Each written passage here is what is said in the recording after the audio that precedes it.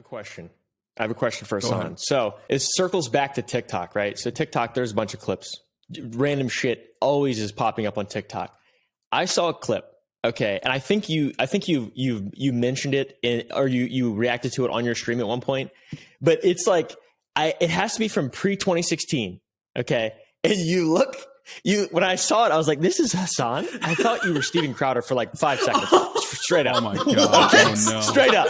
And you were talking about Lady Gaga, okay? And I was like, what the fuck, dude? What the fuck did I just watch? I couldn't believe it. And I looked at the comments and I was like, oh yeah, he watched this on a stream. And I was like, okay, whatever. But I want to hear and this was like a couple days ago. And that wasn't 2016, brother. That was like 2014. Okay, yeah. Like, you looked like you were 18 years old or something. I have no idea how old you are. But I was like fucking fat. Yeah, no, I had Steven Crowder. It was so funny to me. I had a older run where I was like way more. First of all, I was way more broy than I am now. I'm still pretty broy now, but it was way more broy back then.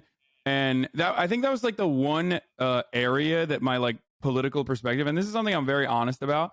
One area where my political perspective has changed dramatically is like trans rights, where I think I was like making a joke about Lady Gaga being like I was and there were headlines too, because I looked it up. There was a bunch of headlines at the time too, so it was like it was a popular thing that was going on. It was classic. It was a meme, you know what I mean? Right, was exactly. Like, oh, lol, this Lady Gaga, whatever. Yeah, and I was just trying to be funny. Exactly. It was hacky. It was hacky. It was bad.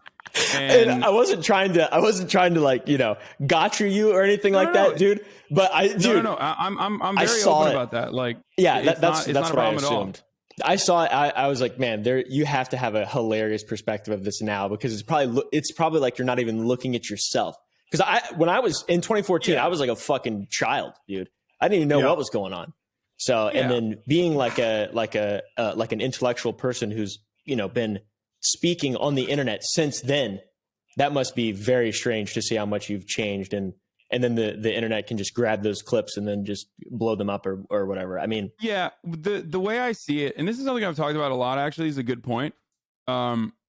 There's two different kinds of like doing that thing, right? Where people, and this is something that people do all the time. Like they'll bring something old up and be like, this represents you, and it's like, well, it doesn't, because it's like fucking 10 years old almost. You know what I mean? Like, not only that, but like, it doesn't, because you could literally ask me what my point of view is. Yeah, that's a disingenuous. And I could very easily describe to you exactly why.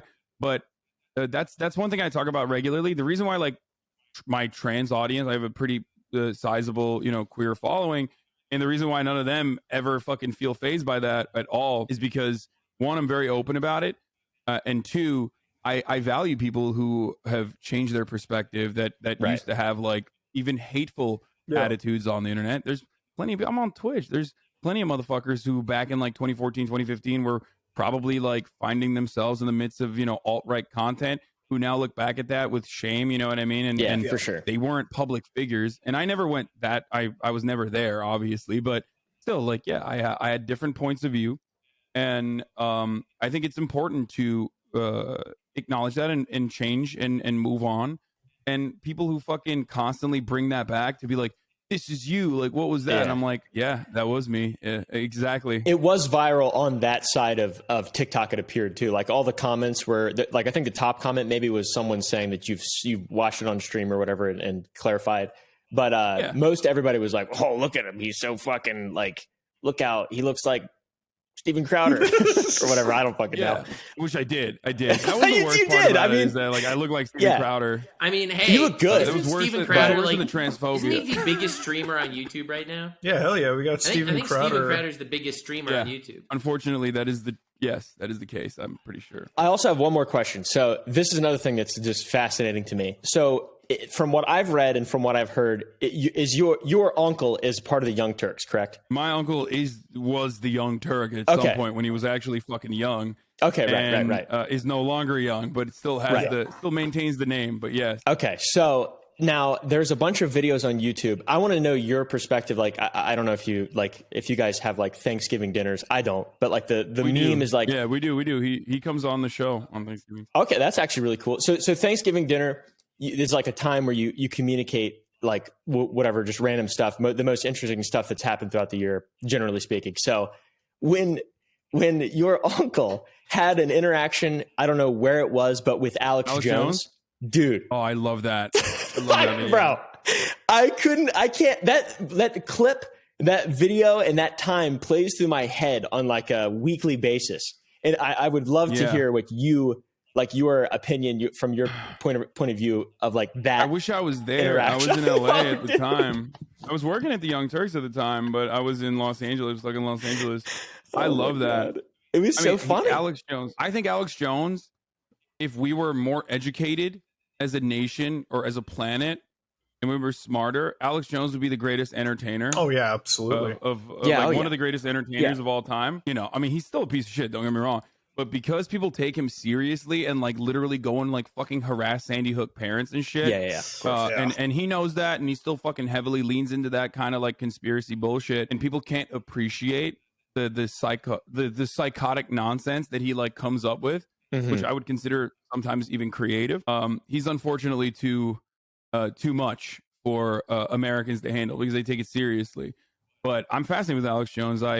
He's done videos on me when I originally got banned for my America Deserved 9/11 takes. Oh yeah. Wait, that was a take, or was that just like? I used to use them. Was that? So what did you mean by that? You said it was a take. I don't know.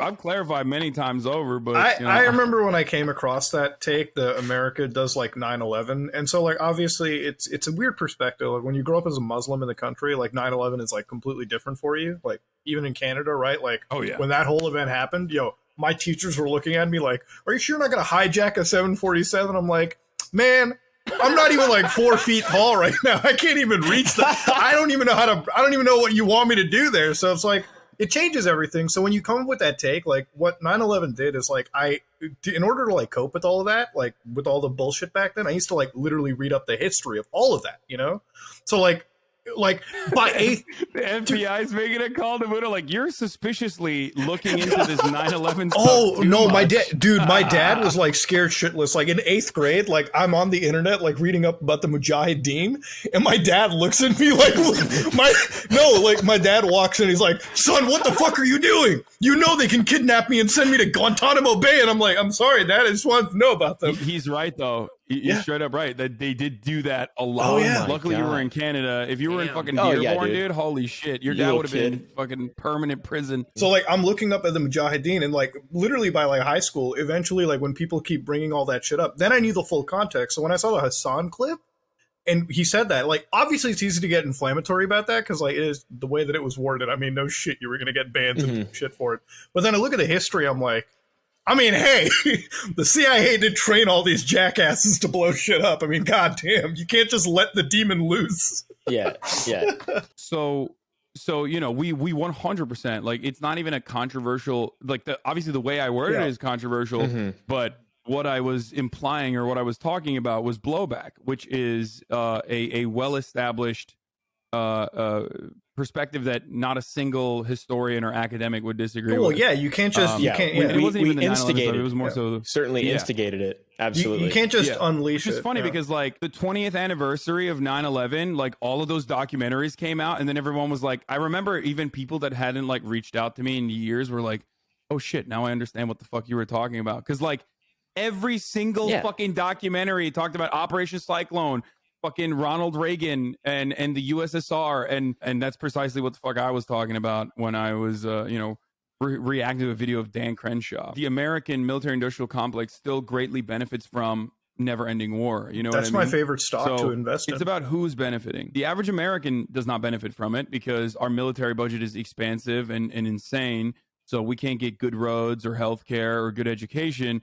But then we have like massive R&D costs for like a new way to nuke someone, basically a new way to fucking find but new way to laser brown kids. But you got to admit, it's kind of cool that you fund the military so hard that I was reading this. It was the best statistic. Apparently, if America went to war with every country right now, like 99 times out of 100, you'd still win. Like, you know that? Like, if you went to war, there's no shot. That's not true. I mean, they say that, but like that would never happen.